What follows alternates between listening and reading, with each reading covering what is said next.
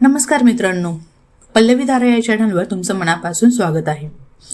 मित्रांनो, महाराष्ट्राच्या इतिहासात असा एक काळाकुट्टा अध्याय लिहिला गेला आहे की ज्याची शाई वाचताना डोळे दिपून जातात आणि मन थरथर कापते. जिथे समुद्राच्या लाटाने तयार केलेला एक कॅप्टन होता जो स्वतःला ज्ञानाचा सागर म्हणून घ्यायचा, पण त्या सागरात बुडाल्या असंख्य निरपराध महिलांच्या आशा, स्वप्ने आणि विश्वास. हा माणूस काही साधा सुद्धा बंधू नव्हता. हा तर एक असा जादूगार होता जो शब्दांच्या धाग्याने माणसाचं मन इतकं घट्ट बांधायचा की त्या जाळ्यातून सुटणं पर्वताला उचलण्या इतकं कठीण वाटायचं. त्याचं नाव म्हणजे कॅप्टन अशोक खरात. आज आपण या कॅप्टनच्या त्या काळ्या साम्राज्याचा पर्दाफाश करणार आहोत. प्रत्येक शब्द सत्याचा, प्रत्येक वाक्य न्यायाचा आरसा.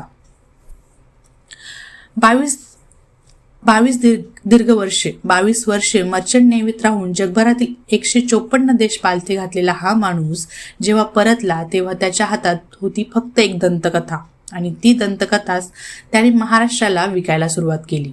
निवृत्तीनंतर त्याने स्थापन केला शिवनिका ट्रस्ट.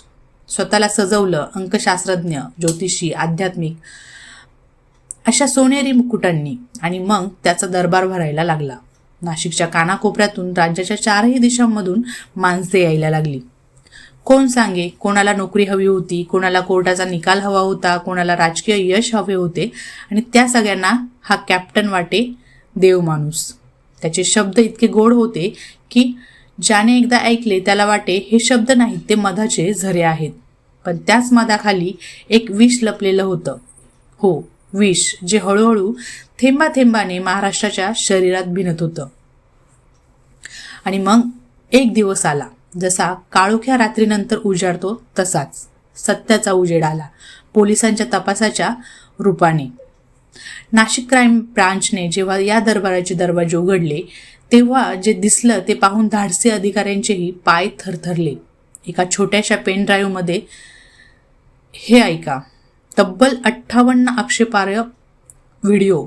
58. जणू काही त्याने प्रत्येक गुन्ह्याच्या पुरावात जपून ठेवलेला होता, इतक्या बेशरमपणाने की शब्दही आता कमी पडतात.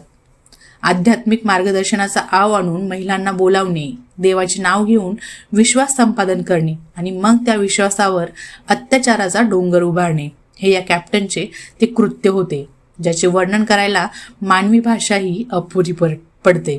जमिनी हडपणे, मालमत्तेची अफरातफर, यांची रक्कम ऐका, 200 कोटी रुपये. 200 कोटी हे पैसे नाहीत, हे त्या असंख्य बळींच्या रक्ताश्रूंनी भरलेला एक महाकाय महासागर आहे. पण मित्रांनो, इथे संपत नाही ही कहाणी बरं का.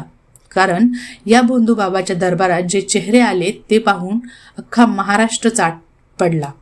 राज्याचे दिग्गज नेते, मोठमोठी पदे भूषवणारे, मतदारांच्या खांद्यावर बसून सत्तेत आलेले, त्यांचेही फोटो या दरबारात होते.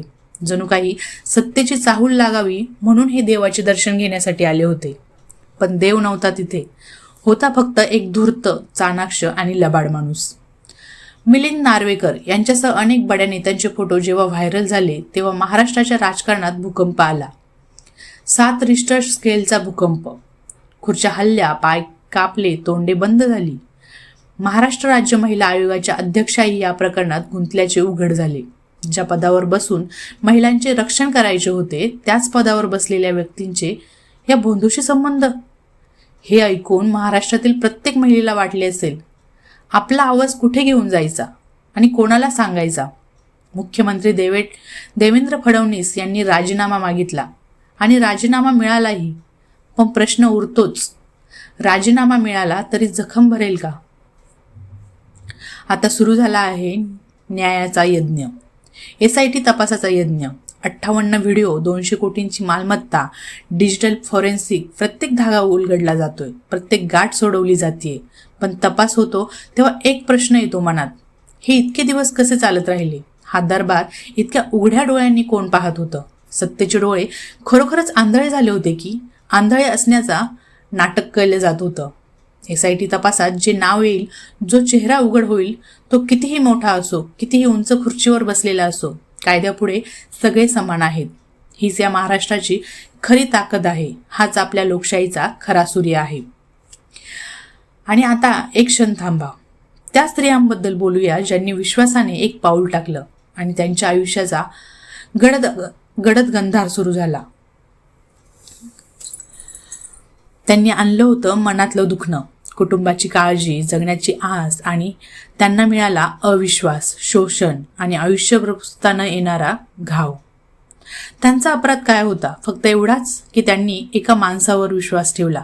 पण तो माणूस नव्हता, तो एक राक्षस होता, माणसाच्या कातड्यात लपलेला.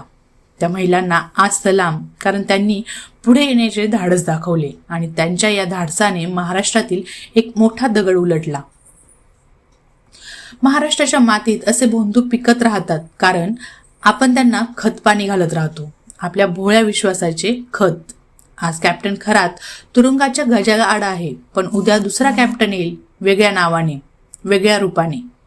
तेव्हा प्रश्न विचारा त्या गुरूंना जे देवाच्या नावावर जगतात. प्रश्न विचारा त्या नेत्यांना जे अशा दरबारांमध्ये जाऊन येतात. प्रश्न विचारा, कारण प्रश्न विचारणेच लोकशाहीचे सर्वात मोठे हत्यार आहे. जो माणूस स्वतःला देव म्हणून घेतो त्याच्या कर्माकडे पहा. ज्या नेत्याने अशा दरबाराला आशीर्वाद दिला त्याला मतपेटीतून उत्तर द्या. हेच आपलं काम आहे, हाच आपला धर्म आहे. कॅप्टन अशोक खरात हे नाव आज इतिहासात कोरलं गेलं आहे, पण एका अपकीर्तीचं नाव म्हणून, एका इशाऱ्याचं नाव म्हणून, की जेव्हा जेव्हा विश्वासाचा गैरवापर होतो तेव्हा न्याय जागा होतोच. समुद्र कितीही खोल असो, सत्य कधी ना कधी किनाऱ्यावर येतं.